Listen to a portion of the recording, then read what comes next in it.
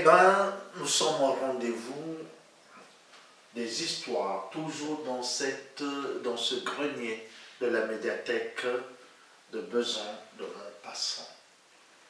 Aujourd'hui, c'est un conte exceptionnel. Vous verrez qu'à la fin, il sera dédicacé à des gens. Vous en comprendrez le sens. Mais avant de commencer notre histoire, la première devinette, je suis sûr que tout le monde connaît l'alphabet de A jusqu'à Z. Ça, tout le monde le sait. Mais la question est de savoir, est-ce que vous savez que chaque lettre a une vie? Vous allez me trouver les deux lettres. Écoutez bien la devinette. Avant, il y avait deux lettres qui se ressemblaient. Elles étaient jumelles. Elles se battaient beaucoup. Et un jour, une de ces jumelles est tombée. Elle ne pouvait plus se relever. Ben, on a décidé de changer sa place. On a pris celle qui était tombée, on l'a mis ailleurs. Et celle qui avait fait tomber sa jumelle, eh ben, on l'a détestée. Alors, quelles sont ces deux lettres? Ça, c'est la première devinette.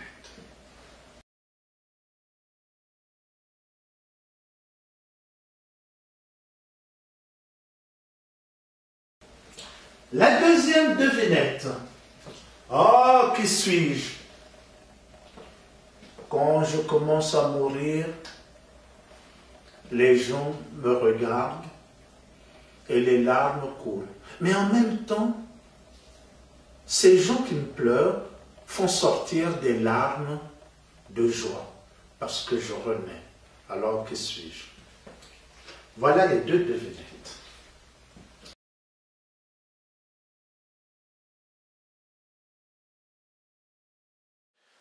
Nous allons faire 3 devinettes, mais les très faciles. Qu'est-ce que c'est? On rentre par un trou, mais quand on sort, il faut sortir par 3 trous. Voilà. On rentre par un trou, mais on sort par 3 trous. La deuxième. L'autre jour, je suis allé chez ma fille, elle a une cheminée. Et je vous jure, elle a allumé le feu, mais il y avait quelque chose au milieu du feu qui ne brûlait pas. Alors dites-moi, qu'est-ce que c'est? Donc l'autre jour, je suis allé chez ma fille, elle a une cheminée, elle a fait du feu, mais il y avait quelque chose au milieu du feu qui ne brûlait pas. Alors qu'est-ce que c'est? Et la troisième, puisqu'on a dit que c'était facile, comment peut-on écrire herbe sèche en 4 lettres? Comment peut-on écrire herbe sèche en 4 lettres? Voilà les 3 devinettes. Maintenant, passons à notre histoire. Le conte d'aujourd'hui a pour titre La mère des contes. Eh oui, c'est la mère des contes. Ouvrez vos oreilles, écoutez chaque mot et vous comprendrez. Et cric, et crac, et bien l'histoire commence que personne ne parle. Hey! Où sont nés les contes? Et pourquoi? Et comment? Une femme l'a su au premier temps du monde. Qui lui a dit? L'enfant qu'elle avait dans le ventre. Et l'enfant qui le lui a dit? Le silence de Dieu. Et silence. Là, c'est le mystère de la création. Si je le savais, eh bien, j'aurais eu les réponses à toutes mes questions existentielles. Mais ce que je sais, qu'il était pour la première fois dans la grande forêt des premiers temps, un cruel bûcheron et sa triste femme. La misère étant pour eux une seconde peau, ils vivaient dans un gourbi au milieu de la clairière. Ils n'avaient pour voisins que des animaux sauvages qui rôdaient autour de leur cabane. De la petite lucarne percée dans le mur du gourbi, du dehors, ils ne voyaient passer que le vent, le jour, la nuit, le soleil et parfois la lune. Et la femme de cet homme des bois, pourquoi elle était triste? Qu'est-ce qui la faisait pleurer seule dans sa cuisine? Est-ce c'était la monotonie des jours? Non. De cela, elle se serait accommodée. Mais quoi donc? Oh, son mari. Son mari avait une âme aussi noire que les plumes du corbeau revenu des entrailles du diable, aussi broussailleuse que le pelage d'un ours mal léché. C'est cela qui tourboulait la femme. Était-il affectueux? Affectueux? Le bûcheron, il était comme un buisson d'épines. Quand il embrassait en grognant sa femme, ce n'était qu'après l'avoir battue. Battue, battue, battue. Oui, battue. Ainsi, chaque soir, il le faisait dès qu'il revenait de la forêt. C'était un rituel immuable dans le temps. Au crépuscule, le bûcheron rentrait chez lui. Il posait sa hache devant la porte. Il poussait la porte avec son épaule, dans un fracas, comme si c'était le diable qui rentrait. En rentrant dans le gourbi, il empoignait un bâton. Et oui, il grognait, il retroussait sa manche, il levait sa main noueuse, il allait vers sa femme, qui était prostrée dans un coin. Et là, il la rossait. Il paraît, pour lui, c'était une façon de dire bonsoir à sa femme. Il parle. Ah, la pauvre femme. Qu'est-ce qu'elle pouvait faire? Eh oui, qu'est-ce qu'elle pouvait faire? Des jours passèrent, elle supportait. Elle supportait tout cela sans un mot de révolte. Tous ces coups qui pleuvaient sur elle tous les jours, sans un mot de révolte, elle l'acceptait. Elle se disait, c'était peut-être sa condition. Eh oui. Un jour, d'un été, dans la clairière, un événement bouleverse la monotonie des jours. Ce matin-là, la femme, comme à son habitude, regarde son homme pénétrer dans la sombre forêt. Elle met ses mains sur ses hanches. Pour la première fois, depuis ses épousailles, donc depuis son mariage, elle sourit. Elle sourit. Elle vient de sentir une vie bouger dans son ventre. Un enfant, pense-t-elle, troublé, émerveillé. Un enfant. Vous imaginez un enfant? Un enfant n'est que le prolongement de soi. Un enfant, quand il naît, ce n'est que la joie. Un enfant nous change nos habitudes. Quand on est à deux et qu'on a un enfant, il faut repartager l'amour. Et oui, un enfant apporte toujours un bonheur. Elle était heureuse. Elle se disait, voilà l'enfant qui va nous apporter quelque chose. Mais son bonheur, à ce moment-là, était très bref. Il suit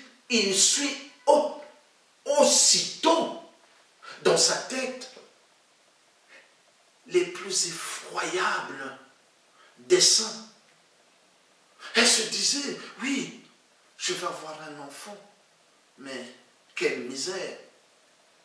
Qui va le protéger? Mon mari, s'il me bat un jour, comme il le fait, en me cognant dessus, il atteindra l'enfant. Il sera mort, peut-être, soit qu'il ne soit né. Comment sauver sa vie? Ne te fais plus battre. Comment, mon Dieu, ne plus me faire battre? Eh bien, toutes ces questions, et bien d'autres, bousculent sa tête. Dans sa tête, tout est mélangé. Elle ne sait plus quoi faire. Mais il faut chercher une solution. La solution. Elle réfléchit à ça toute la journée, le long de la journée. Elle réfléchit avec beaucoup d'inquiétude, d'angoisse, mais aussi d'une force d'amour neuf de cet enfant qui va naître. Le soir, avant que son mari n'arrive, elle sent en elle une petite lueur d'espoir. Mais non, je ne dirais pas d'espoir. C'est plutôt d'espérance. Confiante, elle attend son mari. Au crépuscule, comme à son habitude, le bûcheron arrive. Il pose sa hache près de la porte. Il pousse avec son épaule cette porte avec fracas. Il rentre dans le bourbier. Il prend son bâton, son gros bâton. Il grogne, il retrousse sa manche, il lève son bras boueux, il s'approche de sa femme. Pour la première fois, cette femme soutient le regard glacial de son mari. Elle ose interrompre le rituel en lui disant, attends, mon maître, attends, aujourd'hui, j'ai appris une histoire. Elle est belle. Écoute-la d'abord. Tu me frapperas après. Le mari, le bûcheron, il est étonné. Il reste figé comme une statue de granit. Il est là, son bras en l'air, suspendus, comme retenus par un fil. La femme, elle ne sait pas quoi dire. Elle cherche, qu'est-ce qu'elle va dire? Et soudain, un conte vient. Sa bouche devient une source innocente, déversant un flot de mots. Ces mots s'animent et atteignent le bûcheron qui demeure là, qui regarde. Il demeure réceptif de la parole de sa femme. Il n'a jamais vu sa femme comme ça. Il est surpris, mais il est content. Et pour toi, d'entendre ces mots qui arrivent en lui. Toute la nuit, la femme parle. Toute la nuit, cet homme écoute, les yeux écarquillés et sans bouger un poil. Quand un filet du jour éclaire la petite lucarne, la femme enfin se tait. Et l'homme pousse un soupir. Il baisse son bras. Il dépose son gros bâton. Il sort du gourbi, prend sa hache et va dans la forêt. Pour la première fois, cette femme n'a pas reçu de raclée. Elle n'en a pas reçu. Elle remercie toute la journée son Dieu. Oui, enfin, elle a trouvé des mots qui ont fait la révolte. Des mots de révolte. Oui, elle en a trouvé. Mais cela serait-il suffisant pour continuer à vivre? Ah oui. Au crépuscule, son mari revient. Il pose sa hache. Et quand la femme l'entend pousser la porte avec fracas, elle court vers lui.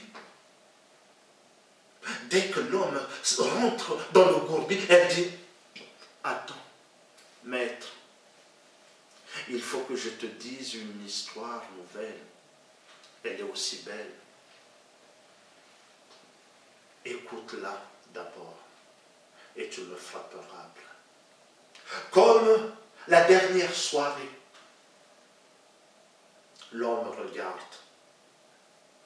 Et à l'instant même, un conte naît dans la bouche de la femme. Et l'homme est ébahi. Il est là. Il regarde. Il en est heureux. Toute la nuit, cette femme parle. Toute la nuit, cet homme écoute. Il écoute toujours les yeux écarquillés, pas un poil ne bouge. Et là, on a l'impression que le temps paraît comme un souffle qui passe. À l'aube, cette femme se tait. L'homme remarque qu'il est temps de partir dans la forêt. Il n'a pas touché à son gros bâton. Il était assis. Il se lève et il s'en va.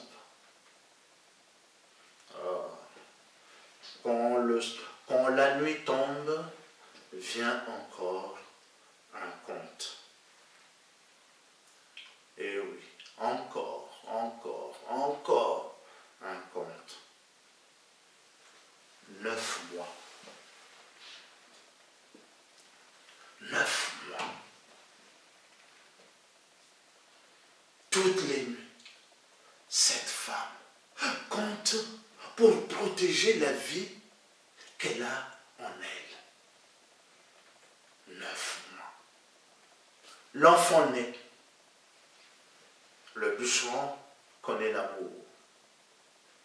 Et oui, il connaît L'amour, qu'est-ce que c'est? Les contes imbibés des mots vivants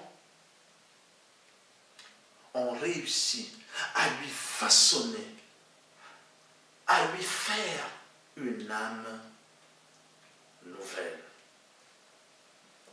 Hier, du cruel bûcheron qu'il était, aujourd'hui, il est devenu un tendre et doux époux. Eh oui. Les contes, la naissance de l'amour, eh bien, tous ces contes-là vont partir sur la terre, pénétrer dans les foyers. Les femmes vont les récupérer pour leur famille, pour la communauté. Béni soit cette femme qui a mis au monde ces contes, parce que sans elle, le bâton aurait seul la parole. Alors aujourd'hui, à travers cette femme, je souhaite une bonne fête de mère, même aux futures mères, une bonne fête de mère. Continuez à nous montrer l'amour, le vrai, celui qui est au plus profond de votre âme. Car nous voulons créer un monde plus humain. Et ce n'est que vous qui pouvez nous guider. Et je vous dis, bonne fête des mères. Voilà mon histoire interne. Alors, j'espère que vous avez bien écouté cette histoire. Vous les hommes, souhaitez la bonne fête à nos mamans. Et je vous dis à la prochaine fois, nous aurons un autre conte, mais nous serons à besoin. Ça sera une création avec les enfants. Voilà, merci.